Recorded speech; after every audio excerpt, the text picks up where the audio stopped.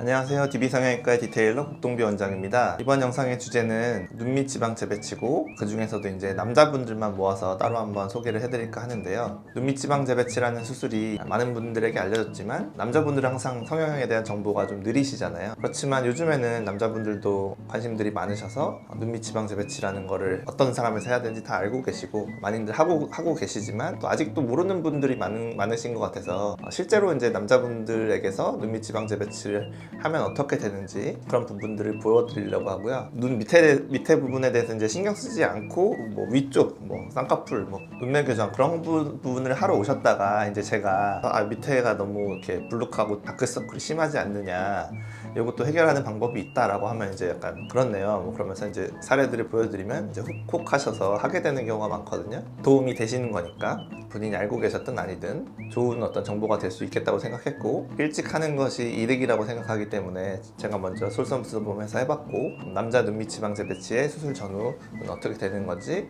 그런 부분들 한번 설명드려 보도록 하겠습니다. 그 전에 먼저 한 가지 말씀드릴 부분은 수술 시기에 대한 얘기인데요. 대부분의 분들은 심해져야 수술해야 되는 거 아니냐 이렇게 생각들을 하세요.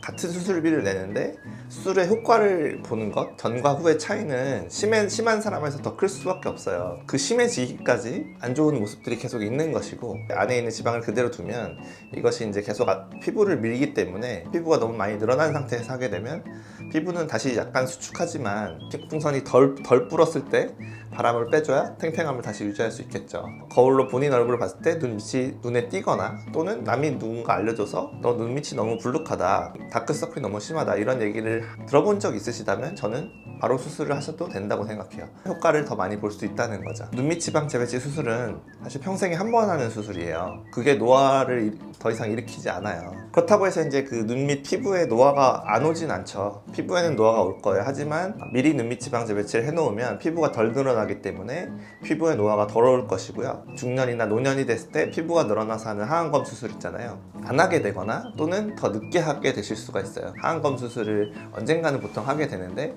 그 시기를 늦추거나 안 하게 될 수 있다, 이런 장점이 있다, 이렇게 보시면 돼서 남자분들도 눈 밑에 어떤 모양에 대해서 신경을 많이 쓰셔야 되고, 일찍 할수록 저는 의미가 있다라고 생각합니다. 케이스 보시죠.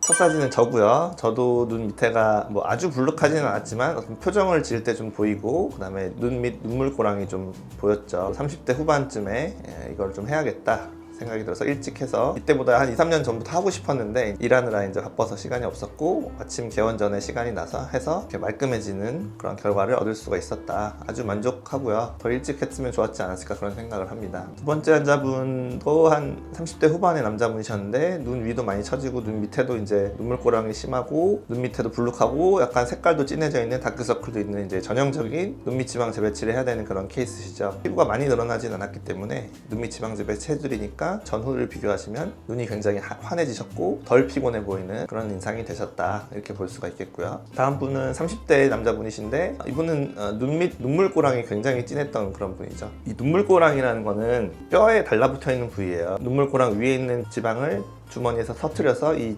눈물고랑 밑으로 이렇게 재배치를 하는 거거든요. 그러므로 인해서 이 경계를 희미하게 만드는 것인데, 그런 수술만 해줘도 눈밑이 굉장히 이렇게 환해지는 그런 효과를 얻을 수 있다, 이렇게 보실 수 있겠죠. 다음 분은 30대 남자분인데 피부가 좀 하얗시고 다크서클이 꽤 있어 보이는 그런 분이셨는데, 이 다크서클의 원인은 이쪽 이제 피부를 안에서 지방이 밀다 보면 피부가 얇아져요. 얇아지게 되면 이 부위에 이제 정맥 색깔이 이렇게 보인다든지 아니면 피부에 색소가 침착된다든지 이런 문제들 때문에 이제 다크서클이 있는 거거든요. 일단은 가장 큰 원인인 지방을 먼저 처리해 주면은 실제로 이 피부의 어떤 색을 빼거나 그런 건 아니지만 개선이 되는 효과가 나요. 그래서 완벽하게 없어지진 않지만 다크서클이 그래도 좀 많이 연해지는 효과를 보시게 되죠. 이분같이 이제 피부가 하얗고 색소 침착이 심하신 경우에는 수술 이후에도 다크서클 레이저 같은 걸 좀 하시면 좋긴 한데, 최초의 원인은 없애야 되는 거니까 눈밑 지방 재배치 수술을 먼저 하셔야 된다. 수술 안 하고 레이저만 쏘는 것은 큰 의미가 없겠죠. 다음 분은 20대 남자신데 이분도 다크서클과 밑에가 눈물고랑 이렇게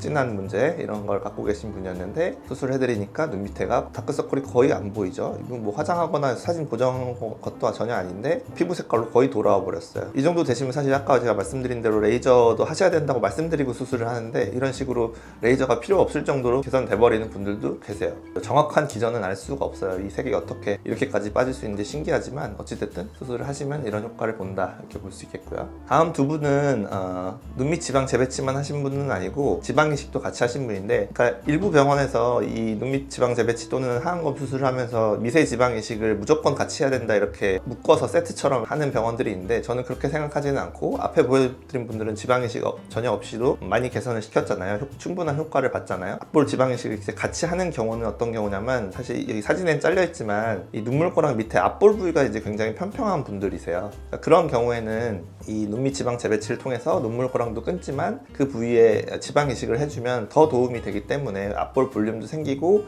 이 눈물고랑 부위도 더 희미해지기 때문에 하는 것이지, 눈밑 부분만 해결하기 위해서 지방 이식을 루틴하게 하지는 않는다.